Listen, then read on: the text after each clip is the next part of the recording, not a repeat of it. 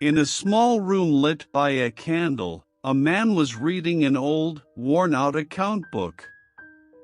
The writing was hard to read, so he moved the book close to the candle to see better. In the room, 8 other men were there too. 7 of them sat quietly near the rough walls, while the 8th man lay on the table, covered by a sheet. He was dead.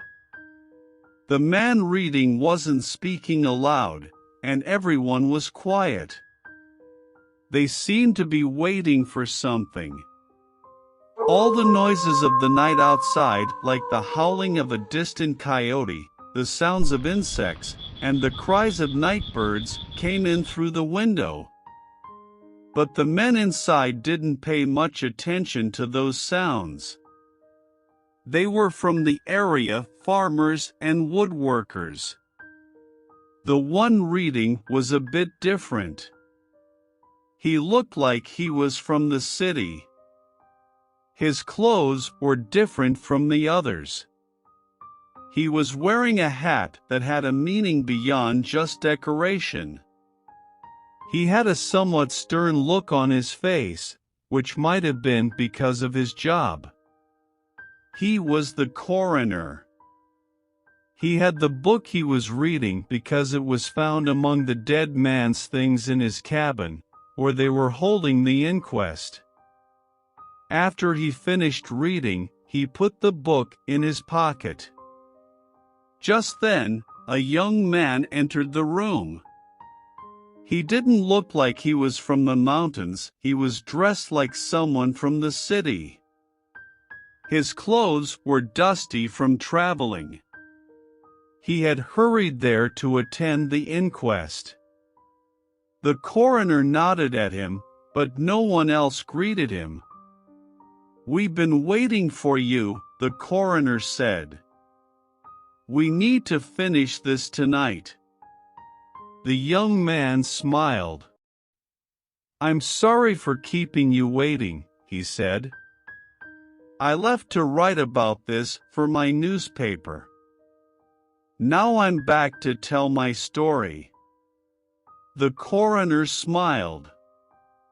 "The story you sent to your newspaper," he said, "is probably different from what you'll say here under oath. That's up to you. I wrote it as fiction, not news, because it's hard to believe. But I have a copy of what I sent, and it can be part of my sworn testimony." "But you said it's hard to believe." "It doesn't matter if I swear it's true." The coroner wasn't really affected by the young man's anger. He thought for a moment, then looked at the floor. The men on the sides of the cabin whispered to each other, but kept their eyes on the dead body.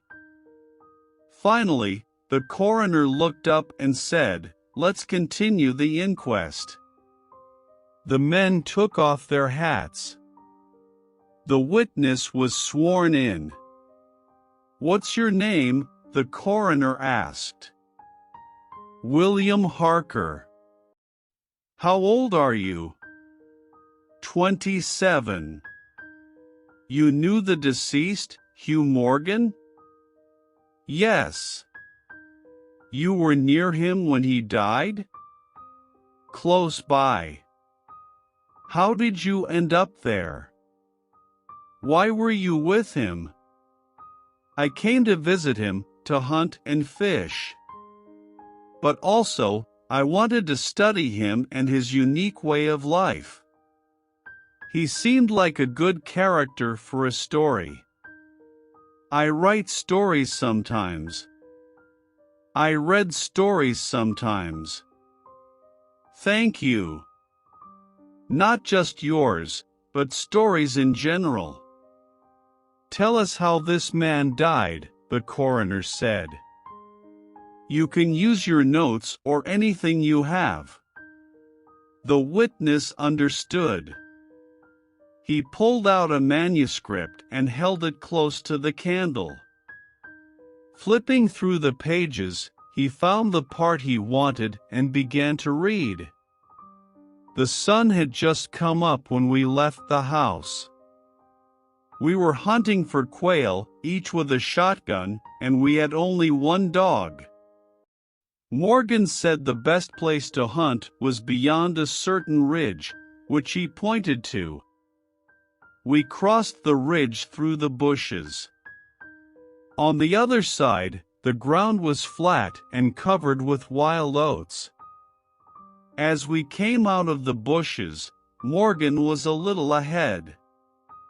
Suddenly, we heard a noise like some animal moving around in the bushes to the right in front of us.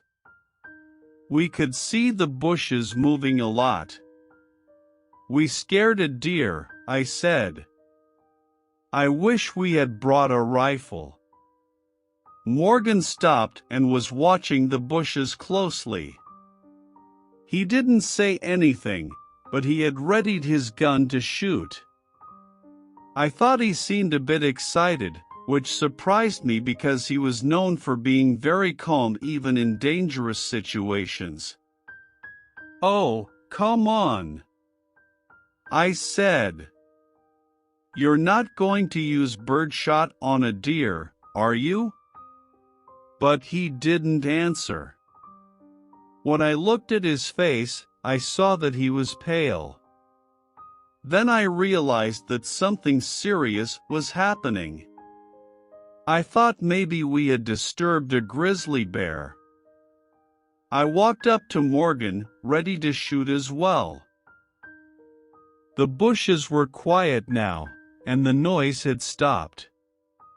But Morgan was still watching. "What is it? What's going on?" I asked. "That damn thing," he replied, not looking at me. His voice sounded strange and shaky. He was visibly trembling. I was about to ask more questions when I saw the wild oats near the disturbance moving in a strange way. It's hard to describe. It was like the wind was blowing them, but it wasn't just bending them, it was pushing them down, like something was crushing them. And this movement was coming toward us, getting closer. I can't really explain it. So now, seeing the grass moving for no reason and the line of movement coming toward us was really unsettling. Morgan seemed actually scared, and I couldn't believe what I was seeing when he suddenly lifted his gun and shot both barrels into the moving grass. As the smoke cleared, I heard a loud, savage cry like an animal scream. Morgan dropped his gun and ran away from the spot. At the same time, something unseen hit me hard and threw me to the ground. Before I could stand up and grab my gun, which seemed to have been knocked out of my hands, I heard Morgan crying out like he was in intense pain. Mixed with his cries were hoarse, savage sounds like the noises fighting dogs make. Terrified, I got up and looked where Morgan had run to, and I hope I never see anything like that again. Less than 30 yards away, my friend was on one knee, his head thrown back at an unnatural angle, his hair messy, and his body moving violently back and forth. He had lost his hat, and he was moving so much that I couldn't see his arms clearly. Sometimes, I could only see part of his body, as if he was fading away. This happened really quickly, maybe just a few seconds. During that time, Morgan went through all the motions of a wrestler being defeated by someone stronger. I only saw him, and even then, not clearly all the time. Through all this, he was yelling and cursing like nothing I had ever heard before, like the sounds of anger and fury from a man or an animal. For a moment, I stood there not sure what to do. Then, I dropped my gun and ran to help my friend. I thought he was having some kind of fit or seizure. But before I could reach him, he fell and was quiet. All the sounds had stopped. But then, with a feeling of terror that was even worse than before, I saw the same strange movement in the grass moving from where Morgan had fallen to the edge of the woods. Only after it reached the woods could I look away. When I finally turned to look at Morgan, he was dead. The coroner stood up and went over to the dead man, uncovering his body fully.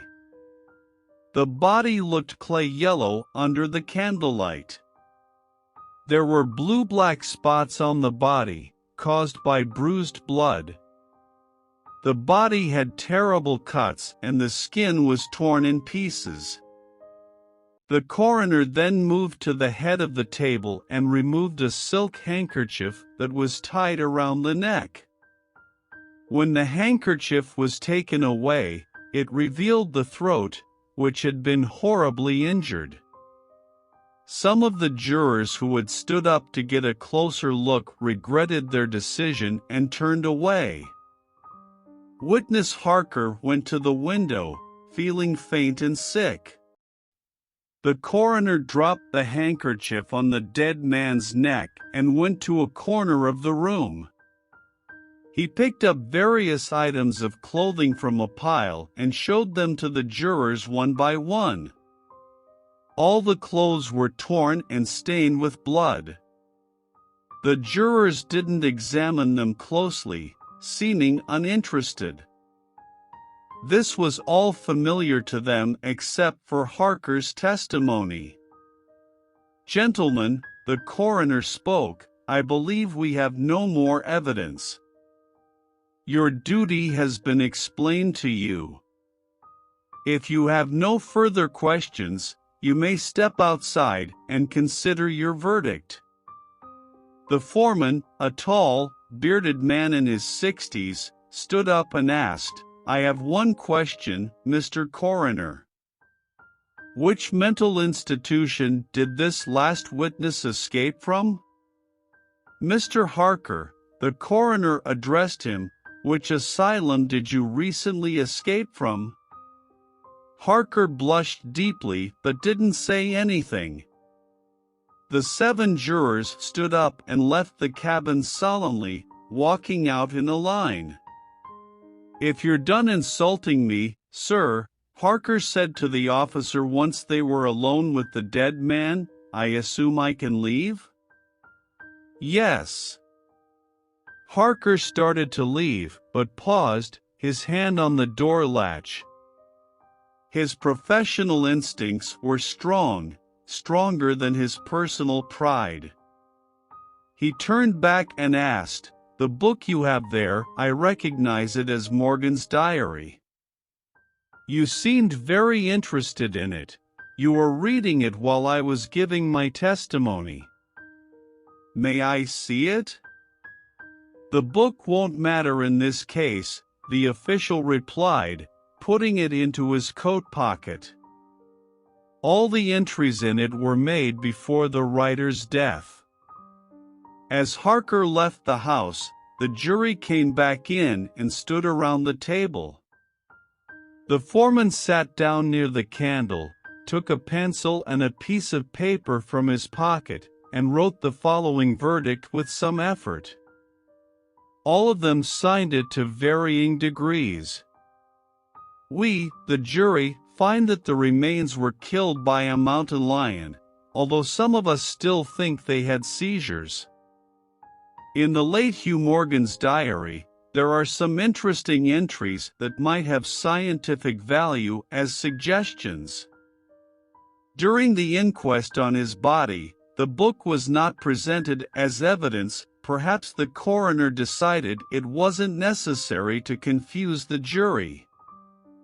The date of the first entry is unknown. The upper part of the page is missing. This is what Morgan had written before his death. My dog is behaving strangely. He barks and turns around again and again. He looks at something that isn't there. Later, he ran into the bushes as fast as he could. At first, I thought he might have gone mad. September 2nd, last night, while watching the stars rise above the hill, I saw something. It passed between me and the stars, but I couldn't see it. Am I going crazy? September 27th. That strange invisible thing is back around here. I find signs of its presence every day. I stayed up all night, hidden in the same spot, with a loaded gun. In the morning, fresh footprints were there again, just like before. I would have sworn that I didn't sleep at all. My sleep is quite disturbed. This is unbearable, intolerable. If these strange experiences are real, I'll go insane. If they're just in my head, I'm already mad. October 3rd. I won't leave because of this thing. No, this is my house, my land. October 5th. I can't take it any longer. I've invited Harker to stay with me for a few weeks. Maybe he'll find an answer. Maybe he'll see the thing too. October 7th. I've figured out the answer to this mystery. It came to me suddenly last night, as if by revelation. It's so simple, terrifyingly simple. There are sounds that we can't hear. Colors are like sounds in this way. Our human eyes are limited, they can only see a small range of colors in the chromatic scale. I'm not insane, there are colors we're blind to. And, God help me, the damned thing is one of those colors.